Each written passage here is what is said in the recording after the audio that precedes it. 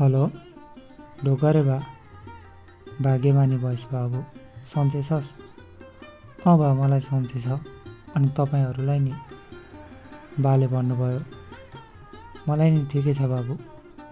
अनि सुन त, यसपालि त घर कहिले आउँछस् नि? बाको कुरा सुनेर म गम्भीर हुँदै भने, यसपालि नि बिदा मिलेन मेरो त। अब अर्को साल चाहिँ छिट्टै आउँछु नि है बा। माछला घरे माइलाको छोरा आइसकेछ। त्यसलाई देखेर तेरो साह्रो याद आयो बाबु, बाले भन्नुभयो। फेरि मैले भने, के गर्ने त बा, परदेशको जागिर भन्नसाथ छुट्टी मिल्दैन। झन् यसपालि त बाढी पहिरोको कारणले सहरका मान्छे त गाउँ आउन पाएनन् रे। म त झन् 7 समुद्र पारी छु।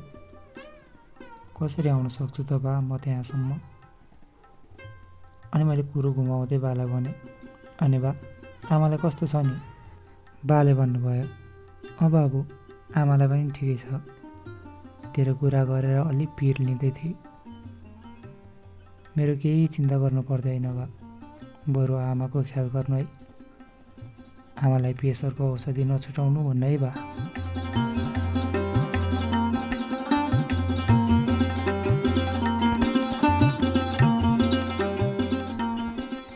बाले भन्नुभयो, के गर्ने, हाम्रो त यसपालि पनि घर सुन्ने हुने भयो। तेरी आमा सधैँको बिरामी। छोरीहरू सबै बिहे गरेर आफ्ना घर गइहाले। घरमा भएको त एउटा छोरा पनि विदेश गएको छस्।